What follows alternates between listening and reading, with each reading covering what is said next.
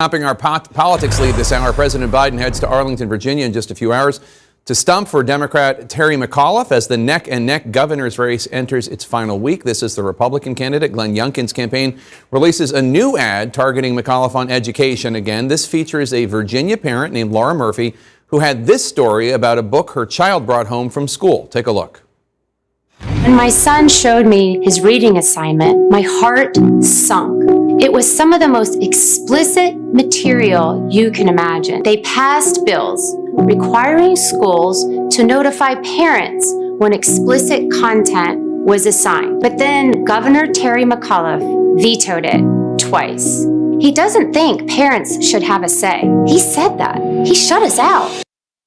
Now, what Murphy and Glenn Youngkin don't tell you in that ad is that her son was a high school senior, and the book that she wanted banned was Toni Morrison's Pulitzer Prize-winning novel, Beloved. CNN's Eva McKend joins us now live. And Eva, why is Youngkin deploying this ad now, and how is the McAuliffe campaign responding? Well, Jake, Youngkin is deploying this ad now because it's clear the campaign believes that they've landed on a message that they think is working. I'm at these Youngkin rallies, and it's largely made up of parents and grandparents that are ticked off with their local school boards, angry about mask mandates, angry about the potential for vaccine mandates, don't like how the history of racism and the way the impact of racism is taught in Virginia public schools. And by saying parents matter, he's able to, under an umbrella, get at all of those issues. And so that is why they continue to use this strategy. Now, in terms of this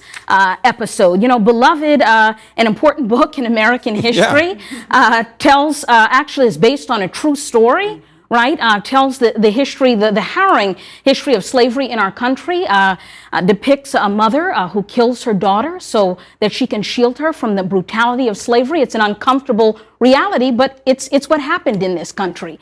And so McAuliffe saying that this is illustrative of a racist dog whistle, but the Youngkin campaign pushing back on that, saying it's not about this book in particular, it's about this overarching message that parents should have input. Well, right. Okay, let's broaden this out. I mean, yes, of course, parents should have input, and this is an issue where Glenn Youngkin has found traction. But at the same time, this ad specifically is about the book Beloved. I want to get your reaction to a tweet from our colleague Laura Coates. She said, "I find it so odd that anyone could think it is possible to teach the truth about slavery in America and leave out the barbaric, misogynistic, racist, and cruel parts. That's not education. That's selective amnesia." And yet this education issue, writ large, maybe not in the specifics, it seems to be a winning issue for Glenn Youngkin. Well, and I think a reason why it has been a winning issue is for exactly what Eva said, which is that it's an umbrella, that there are a lot of different ways that people can be frustrated with their local schools. And so a problem Republicans have faced in recent years is, how do you have a message that can unify your base with the suburban voters that used to be somewhat reliably a piece of the Republican coalition but have drifted away, especially during the Trump years? And with a message that focuses on education writ large, you can have something that is firing up your base that Republican voters in Virginia are really upset about, but that also suburban parents might be frustrated with too. Again, whether it's around COVID, curriculum, or something else. But the other thing that we can't forget is that education is not the only issue in this race. It's the one that's got the most sort of heat around it, but the economy is a big factor too. Youngkin made a piece of his campaign talking about getting rid of the grocery tax, et cetera. And whether it's things like the rising cost of living and the sort of mediocre economy we're living through, that has taken the wind out of Democrat sails in terms of the national environment. That's another reason why Youngkin is doing better than expected. And Maria, Democrats are worried. They're worried about this race. Glenn Youngkin he's overperformed, and I think it's fair to say Terry McAuliffe, we haven't seen the results yet, right. But in terms of his performance on the stump, has disappointed a lot of his colleagues. Jake, the only way to win races is if you run scared. They should be scared. They should be worried, and they are worried. I'm nervous. I am cautiously, very nervously optimistic that I think McAuliffe will eke out a win. But it's either Glenn Youngkin has peaked at the right time and he'll eke out a win, or he didn't peak early enough and Terry McAuliffe will eke out a win. But I think all of these issues that you talked about, I think are critical. With this ad, though, I think Youngkin completely misses the mark because it has given the opportunity for the McAuliffe campaign to talk about some of the extremist policies that the McAuliffe campaign has been wanting to tie Youngkin to from the very beginning, calling him a Trump candidate in moderates clothing, gives them the opening and the opportunity to talk about book banning, which, you know, if you want to look at what the overall messaging is for voters in Virginia, I think that is something that will excite the base, but I don't think it's something that will excite, you know, moderate women, suburban mothers, that kind of thing. I guess that's the question, right, Olivia? Because if you are, let's say, a PTA parent and you see this ad, you think, I don't like Terry McAuliffe's position on this. But then you find out, oh, wait, they're talking about Toni Morrison's beloved? Well, Right. that seems a bit much. Right, but one of the really important things that we've talked about in this opening segment is what something Eva said, which is it's built on existing resentment about the way school boards have handled masks and virtual learning and in-person learning, and basically how they've managed the pandemic.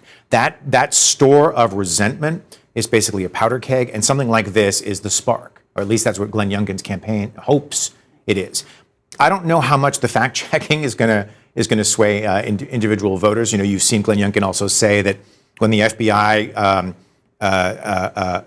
pays attention to parents making threats of violence against school board members, that's somehow stalking all parents. Right. So I don't know that the fact checking is going to be that important. But the resentment is there. It's been there for months and months and months. And what Youngkin has done well is tap into that.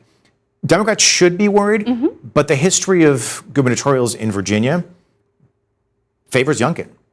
Sure. The right. party that doesn't hold the White House usually loses this. So Yeah. if Democrats eke out a 1 percentage point Yeah. win, they're going to do a dance. In some ways, it's almost great for Democrats that so many of these polls have come out in the last few weeks showing this scarily close race. I think that's because, right. you know, in California, you had the Gavin Newsom recall, and Democrats got the warning in just enough time. Hey, you actually need to fire don't on be your people. complacent. Don't Right. be complacent. It's almost as though for Democrats in Virginia, they've gotten that message now. Hey, you can't be complacent. But did they get it in enough time? So, Eva, you go to these Youngkin rallies, and I can totally see how a very activated base of people who resent their local school boards would be engaged by the Youngkin campaign. He's speaking right to them about, as you note, these umbrella concerns. Is that enough, though? Is that enough voters? I don't know if these rallies are in Northern Virginia, where I think it's pretty fair to say the race will be won or lost. Terry McAuliffe has to really overperform there. Right, that's where a lot of the votes will come from. You know, that's the big question, Jake. It's not clear. It's not clear if this Parents Matter push is really going to resonate with a large amount of Virginians. It's clearly resonating with the base, but the big test is he going to peel off? Is he going to be able to peel off some of those voters that voted for President Biden? And there's this other issue, and we don't have to get into the details of it because kids are involved, but having to do with a sexual assault in a Loudoun County school, a horrible incident. But I was reading about it because a judge just issued an order against one of the kids involved here. I was reading about it and thinking, well, this is very local. And then I was thinking, this is very local. And so's a governor's race. Yeah. So's a governor's race. That can actually, a parent can identify with something that happens in a local school, maybe even more so than an education initiative. And that's right. And again, I think that is why the McAuliffe campaign should be worried because of this. Glenn Youngkin has certainly hit a nerve. But I think to your point, is this something that is going to activate different voters, or are they the people that would have normally voted for Youngkin anyway? I think the economy is also very critical. When Terry McAuliffe was at a rally with Latino voters, he focused really locally and forcefully on the economy, which I think was a smart thing. He talked about how he wants to raise the minimum wage to $15 an hour. Glenn Youngkin does not want to do that. We just passed Latina Equal Pay Day, which means that in 23 months, a Latina makes the same amount of money as her counterpart that is a white male. Those are the kinds of issues that really resonate with the kinds of voters that McAuliffe absolutely needs to get out if he's going to eke out a win. And then there are these social issues because Youngkin did an interview with the Associated Press where he basically said his faith does not support same-sex marriage, but as governor, he would obviously uphold the law. And the LGBTQ groups are out there saying Glenn Youngkin doesn't support same-sex marriage, which has been the law of the land. And kind of, I mean, he said I guess he doesn't emotionally support it, but he doesn't want to get rid of it. Sure. I think you've also seen the McAuliffe campaign go after Youngkin on abortion, right? So there are these sort of traditional hot-button social issues on the left. The abortion issue supercharged now because of what's happening at the Supreme Court, what's happening in Texas and elsewhere. But I also want to go back to one thing. The one data point I really, really want after this election is what proportion of voters blamed Biden/McAuliffe for inflation? Because really, there are very few issues that hit home more than like, God, I filled up my car today and it was like $50 more than it was when I filled it up last year. Never mind that the pandemic, froze us all in place. There are headlines about Thanksgiving being maybe the most expensive Thanksgiving of all time. What proportion of voters are saying, oh, this is a global phenomenon. I saw that piece on the BBC that said that, fuel is out of control in France and Britain or whatever. And how many are like, no, this is about the Biden economy. Yeah, that's not lost on Terry McAuliffe at all.